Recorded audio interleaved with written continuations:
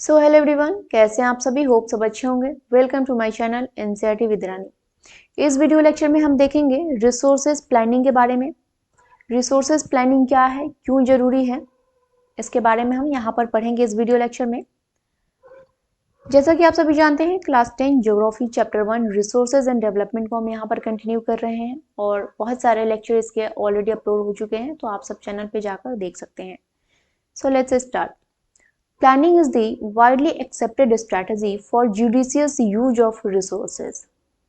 देखो, प्लानिंग करना, किसी भी चीज को यूज करने से पहले प्लानिंग करना is very important and most important. अब रिसोर्सेज की टर्म में बात करें तो बहुत सारे रिसोर्सेज हैं और उसको एक प्लान्ड वे में एक स्ट्रैटेजी के साथ यूज करना इज मोस्ट इम्पॉर्टेंट। और रिसोर्सेज प्लानिंग क्यों जरूरी है, why it is important for judicious use of resources, ताकि हम एक न्यायपूर्ण तरीके से किसी भी रिसोर्स को यूज कर पाएं, एक जुडिशियस वे में यूज कर पाएं किसी भी रिसोर्स को। It has importance in a country like India which has enormous diversity in the availability of resources. और ये इंडिया जैसे country, India is a vast country, right. और इंडिया में बहुत सारी डाइवर्सिटी है, राइट। और यहाँ पर रिसोर्सेज जो है ना, जो अवेलेबल है हमारे पास, उसकी डाइवर्सिटी बहुत ज़्यादा है। तो इसलिए ये बहुत इंपॉर्टेंट हो जाता है इंडिया जैसे कंट्री में कि रिसोर्सेज प्लानिंग लाई जाए और रिसोर्सेज की प्लानिंग की जाए। There are regions which are rich in certain types of resources but are deficient in this some other resources. देखो, जैसा मैंने बताया, इंडिया एक वास्ट कंट्री है और बहुत ज़्यादा डाइवर्सिटी है in the terms of resources. India में कई ऐसे जगह हैं जहाँ पर भरपूर मात्रा में कोई एक पार्टिकुलर रिसोर्स है और कहीं कहीं वो रिसोर्सेज नहीं है। यानी जो रिसोर्सेज किसी पार्टिकुलर एरिया लाइक 1 में अवेलेबल है, वो पार्टिकुलर एरिया लाइक 2 में अवेलेबल नहीं है। तो इसलिए यहाँ पर रिसोर्सेज का प्लानिंग बहुत इंपॉर्टेंट हो जाता है। लेट्स से यहाँ पर एक एरिया है, लाइक यहाँ पर राजस्थान, ठीक है, और ये ले लेते हैं बिहार, ठीक है। देखो, बिहार में वाटर बहुत ज्यादा है, वाटर की कमी नहीं है बिहार में। और राजस्थान में wind and solar energy, right, बहुत ज्यादा है। यहाँ पर वाटर की क्या है, डेफिशिएंसी है। यहाँ पर वाटर बहुत कम है, लाइक ना के बराबर है। यहाँ पर जैसे तैसे इंसान की गुजारा होती है और गुजर बसर इंसान करते हैं। तो इस तरीके से जो चीज बिहार में नहीं है वो चीज राजस्थान में है, जो चीज राजस्थान में है वो बिहार में नहीं है। लाइक डाइवर्सिटी है रिसोर्सेज की, अलग अलग जगह पर रिसोर्सेज हैं, ठीक है। चलिए आगे देखते हैं।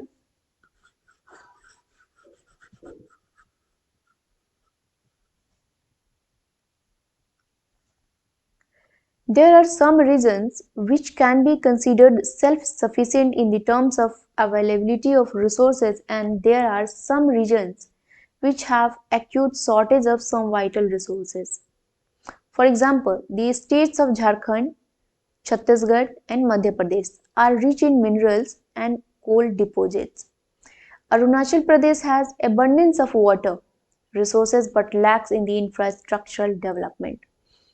अब देखो, बहुत सारे ऐसे मैंने बताया कि ऐसे ऐसे जगह हैं और ऐसे ऐसी एरिया हैं, स्टेट्स हैं जो सेल्फ सफिशिएंट हैं in the terms of resources, उन्हें किसी और चीज़ की ज़रूरत ही नहीं है। बट कुछ ऐसे भी जगह हैं, कुछ ऐसे भी स्टेट्स हैं, एरियाज हैं जहाँ पर बहुत से रिसोर्सेज नहीं है और उन्हें ज़रूरत है। अगर बात करते हैं झारखंड की, छत्तीसगढ़ की और मध्य प्रदेश की, तो यहाँ पर रिसोर्सेज बहुत ज़्यादा हैं। These states are rich in minerals and coal deposits, यहाँ पर कोल डिपॉजिट्स ज़्यादा हैं। लेकिन अगर अरुणाचल प्रदेश की बात करें, वहाँ पर वाटर ज़्यादा है, राइट। वहाँ पर कमी किस चीज़ की है, इंफ्रास्ट्रक्चरल डेवलपमेंट, यानी इंफ्रास्ट्रक्चर वहाँ पर ज़्यादा नहीं है। चलिए नेक्स्ट देखते हैं। The state of Rajasthan is well endowed with solar and wind energy but lacks in water resources. देखो, जो राजस्थान है वहां पर सोलर और विंड एनर्जी बहुत ज्यादा है, right. It has a lot of potential to generate solar and wind energy, but lacks in water. वहां पर water की कमी है, वहां पर water की deficiency है. The cold desert of Ladakh is relatively isolated from the rest of the country. It has very rich cultural heritage, but it is deficient in water, infrastructure, and some vital minerals. This calls for balanced resources planning at the national, state, regional, and local levels. जो cold desert है लद्दाख की, that is relatively isolated from the rest of the country. वो like isolated है, जितने मतलब हमारी जो country है उससे वो आइसोलेटेड है. यहाँ पर बहुत रिच कल्चरल हेरिटेज है, लेकिन डेफिशिएंसी है किस चीज की? वाटर की, इंफ्रास्ट्रक्चर की, और बहुत सारे इंपॉर्टेंट कुछ मोस्ट इंपॉर्टेंट रिसोर्सेज यानी मिनरल्स की. तो रिसोर्सेज प्लानिंग इसलिए भी जरूरी है ताकि हर जगह इक्वली डिस्ट्रीब्यूट कर दिया जाए रिसोर्सेज को, और पूरे नेशन के लोगों को रिसोर्स मिल पाए एक प्रॉपर यूज करने के लिए, एक उनकी डेफिशिएंसी को कम करने के लिए. तो देखो रिसोर्सेज प्लानिंग में बेसिकली हमने क्या जाना, जरूरी क्यों है रिसोर्सेज प्लानिंग? जुडिशियस यूज के लिए, राइट. सबसे पहला क्या था? Judicious use. और दूसरा हमने क्या सीखा? Equal distribution, right. Equal distribution क्यों? क्योंकि जहां पर नहीं है वहां पर भी ये रिसोर्स पहुंचाया जा सके, इसलिए बहुत जरूरी है. नेक्स्ट आते हैं रिसोर्सेज प्लानिंग इन इंडिया. देखो रिसोर्सेज प्लानिंग क्यों है जरूरी वो हमने देख लिया. और इंडिया में लाइक हमने बताया कि इंडिया बहुत एक वास्ट कंट्री है और यहाँ पर डाइवर्सिटी है रिसोर्सेज के मामले में भी. यानी कुछ जगह रिसोर्सेज बहुत ज़्यादा पाई जाती हैं, तो कुछ ऐसे एरियाज है जहाँ पर रिसोर्सेज नहीं है या फिर कोई पर्टिकुलर रिसोर्स वहाँ पर नहीं है. तो इस वजह से इंडिया जैसे कंट्री में रिसोर्सेज का एक प्लानिंग होना बहुत ज़रूरी है. तो किस तरीके से इंडिया में रिसोर्सेज की प्लानिंग की गई, here we will see that. Resources planning is a complex process. देखो रिसोर्सेज प्लानिंग एक बहुत कम्प्लेक्स प्रोसेस है, it's a not very easy process. ठीक है, क्यों है, कैसे है, let's see. Identification and inventory of resources across the country, across the regions of the country. This involves surveying, mapping, and qualitative and quantitative estimation and measurement of resources. देखो सबसे पहले ना कहाँ पे रिसोर्सेज पाई जाती हैं ये आइडेंटिफाई करना है. This is the very complex और complicated task, right.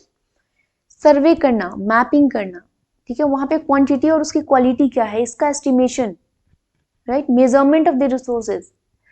All these things like takes time and this is the very complex process, complicated things, right. Next है हमारा evolving a planning strategy endowed with appropriate technology, skill, institutional setup for implementing resources development plans. अब देखो हमने resources तो ढूंढ लिया, हमने पता लगा लिया कि हाँ यहाँ पर resources हैं, सर्वे हमने कर लिया, मैपिंग कर ली, उसकी क्वांटिटी और क्वालिटी सब हमने देख लिए. लेकिन अब हमें क्या जरूरत है? टेक्नोलॉजी की. हम उसे एक्सट्रैक्ट कैसे करेंगे, राइट. तो टेक्नोलॉजी देखनी होगी, टेक्नोलॉजी की जरूरत है हमें, राइट. तो हम वहां पर फिर ये टेक्नोलॉजी देखेंगे कि कौन सी टेक्नोलॉजी हमें जरूरत है. वहां पर एक प्लानिंग बनाएंगे, वहां पर प्लानिंग करेंगे और with the help of technology हम उसे एक्सट्रैक्ट करेंगे. नेक्स्ट है हमारा matching the resources development plans with overall national development plans. देखो कोई भी रिसोर्सेज है ना, अगर किसी स्टेट में मिली है सपोज दैट, तो सिर्फ स्टेट के लोग ही नहीं यूज करेंगे, वो पूरे कंट्री में डिस्ट्रीब्यूट की जाएगी और जहाँ पर इसकी डेफिशिएंसी ज़्यादा है वहाँ पर डिस्ट्रीब्यूट की जाएगी. यानी ऐसा नहीं है किसी पार्टिकुलर स्टेट में मिला तो सिर्फ वही पार्टिकुलर स्टेट के लोग ही यूज कर पाएंगे, ये पूरे डिस्ट्रीब्यूट होगा पूरे कंट्री के लिए. तो हमने यहाँ पर 3 स्टेप्स देखे और 3 प्रोसेस देखे resources planning in India. First identify करना रिसोर्स को, राइट.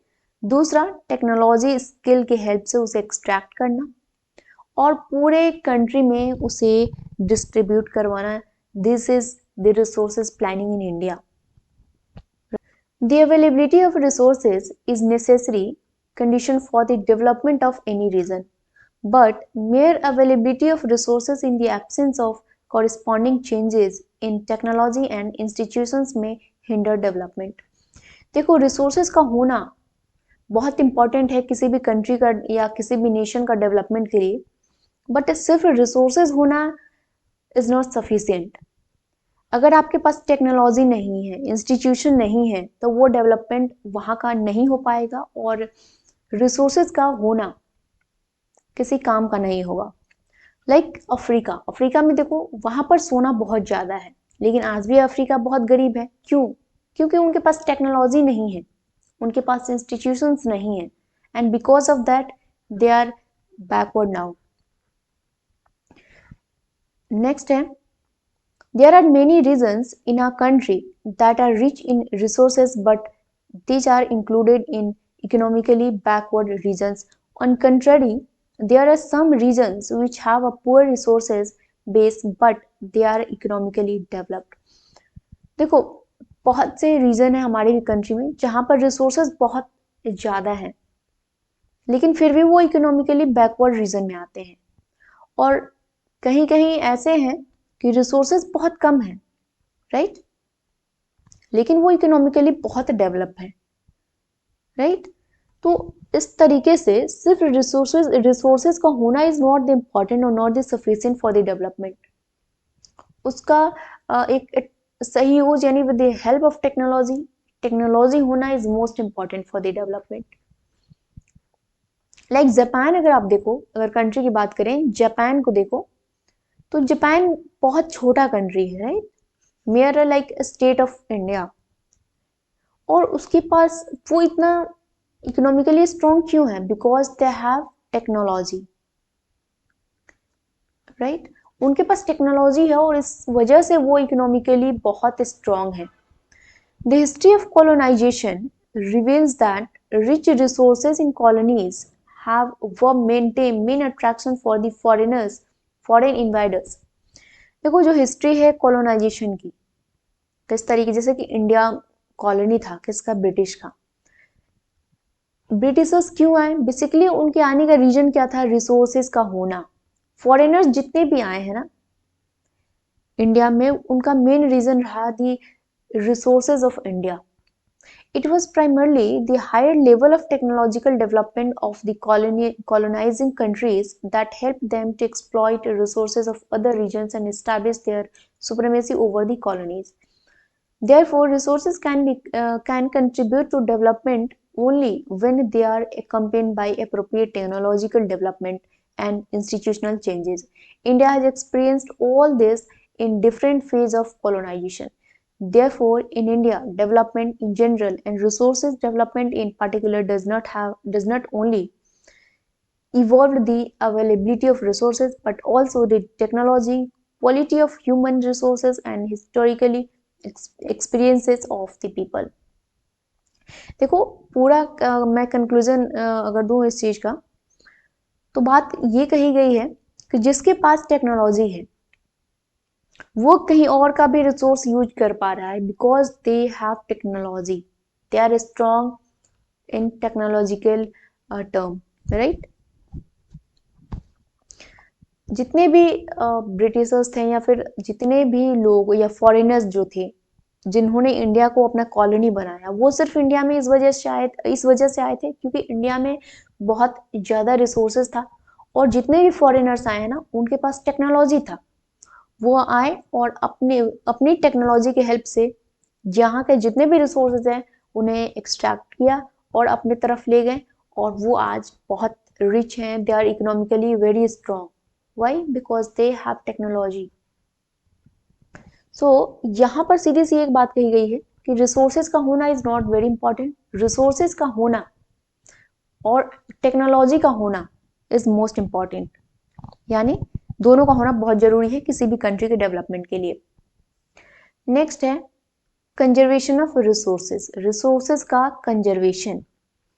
देखो रिसोर्सेज बहुत इंपॉर्टेंट है डेवलपमेंटल एक्टिविटीज के लिए, ठीक है, but irrational consumption and over utilisation जो है रिसोर्सेज का बहुत सारे प्रॉब्लम को जनरेट कर सकते हैं, like socio economic problem and environmental problem. देखो जो ओजोन लेयर है, ओजोन लेयर में जो होल हुआ है एक इन्वायरमेंटल प्रॉब्लम है, राइट। और इन सारे प्रॉब्लम से ओवरकम करने के लिए, यानी इन सब प्रॉब्लम से छुटकारा पाने के लिए रिसोर्सेज का कंजर्वेशन बहुत इंपॉर्टेंट है एट वेरियस लेवल, ठीक है। जो मेन, देखो बहुत सारे लीडर्स और बहुत सारे थिंकर्स हैं, उन्होंने कंसर्न रेज किया रिसोर्सेज को लेकर और रिसोर्सेज की कंजर्वेशन की बात कही। इनमें से एक महात्मा गांधी है, उन्होंने बहुत यानी एक्साइटेड होके बात कही और अपनी बात को उन्होंने रखा। उन्होंने बोला कि there is enough for everybody's need and not for anybody's greed. उन्होंने बोला कि यहाँ जितने भी रिसोर्सेज है ना, सबकी जरूरत पूरी करने के लिए बहुत ज्यादा है, बट किसी पार्टिकुलर इंसान की ग्रीड को पूरी करने के लिए नहीं है, like right. He placed the greedy and selfish individuals and exploitative nature of modern technology as the root cause of resources depletion at various level। उन्होंने ना एक बात कही, उन्होंने बोला कि टेक्नोलॉजी को हमने सोचा था कि ये हमें बहुत हेल्प करेगा, लेकिन उन्होंने यहाँ पर फिर से टेक्नोलॉजी को दोष देते हुए, नहीं टेक्नोलॉजी को रूट कॉज बताते हुए, किस लिए डिप्लीशन ऑफ रिसोर्सेज का रूट कॉज बताते हुए उन्होंने बोला कि रिसोर्सेज के डिप्लीशन में टेक्नोलॉजी का बहुत बड़ा हाथ है, राइट। इंडिविजुअल जो है ना मास लेवल पे प्रोडक्शन करते हैं सिर्फ अपने लिए, सोसाइटी के लिए, अपनी इंडिविजुअल इनकम के लिए, और इस वजह से रिसोर्सेज का डिप्लीशन लगातार हो रहा है। वो हमेशा से मास प्रोडक्शन पे, यानी मास प्रोडक्शन के खिलाफ थे। He wanted to replace it with the production by the masses। वो नहीं चाहते थे किसी भी रिसोर्सेज का मास लेवल पे प्रोडक्शन हो, क्योंकि आप मास लेवल पे प्रोडक्शन करते हैं तो आपके लिए तो बेनिफिट होता है, आप पैसे कमाएंगे, लेकिन जो इन्वायरमेंटल पॉल्यूशन क्रिएट हो रहा है, जो सोशियो इकोनॉमिक प्रॉब्लम जनरेट हो रही है, उसका क्या। तो इस वजह से उन्होंने टेक्नोलॉजी को एक रूट कॉज बताया। किस लिए रूट कॉज बताया है, किसके लिए, रिसोर्सेज के डिप्लेशन के लिए। वो मास लेवल के प्रोडक्शन के बिल्कुल खिलाफ थे, राइट। देखो ये जो रिसोर्सेज का कंजर्वेशन है ना, इसे इंटरनेशनल लेवल पे भी रखा गया था। सबसे पहला जो क्लब ऑफ रोम जो था, वो उसने एडवोकेट किया resources conservation for the first time in a most systematic way in 1968 में एडवोकेट किया। सब्सिक्वेंटली 1974 में जो गांधीयन फिलॉसफी जो था, गांधी जी ने जो बोला था रिसोर्सेज कंजर्वेशन को लेके, once again presented by Schumacher, right. Schumacher in his, यहाँ पर इन हिज होगा, in his book small is a beautiful, ठीक है। Their seminal contribution with respect to resources conservation at global level was made by Brundtland Commission report। और जो एक again it was raised at the global level, और एक ब्रटलैंड commission बनाई गई थी और उस कमीशन की रिपोर्ट आई इन 1987 में। और ये रिपोर्ट था फर्स्ट टाइम इंट्रोड्यूस किया सस्टेनेबल डेवलपमेंट का term and advocated it as a means of resource conservation, और इसको एडवोकेट किया as a means of resource conservation which was subsequently published in a book entitled our common future, ठीक है। Publish भी किया गया letter, ठीक है, एक बुक में जिसका नाम था our common future. Another significant contribution was made at Earth Summit at Rio de Janeiro, Brazil। एक और significant contribution क्या था, 1992 में जो रायो डी जेनेरियो समिट हुआ था सस्टेनेबल डेवलपमेंट को लेके ब्राजील में, वहां पर इसकी बात की गई, इसके फ्यूचर को लेकर बात की गई, और मोस्ट इंपॉर्टेंट कंट्रीब्यूशन रहा वो। तो ये रहा कंजर्वेशन ऑफ रिसोर्सेज। इस वीडियो लेक्चर में इतना ही, मिलते हैं नेक्स्ट वीडियो लेक्चर में। तब तक के लिए वीडियो अच्छी लगे तो वीडियो को लाइक करें, चैनल को सब्सक्राइब करें और वीडियो को शेयर भी करें। Thank you so much.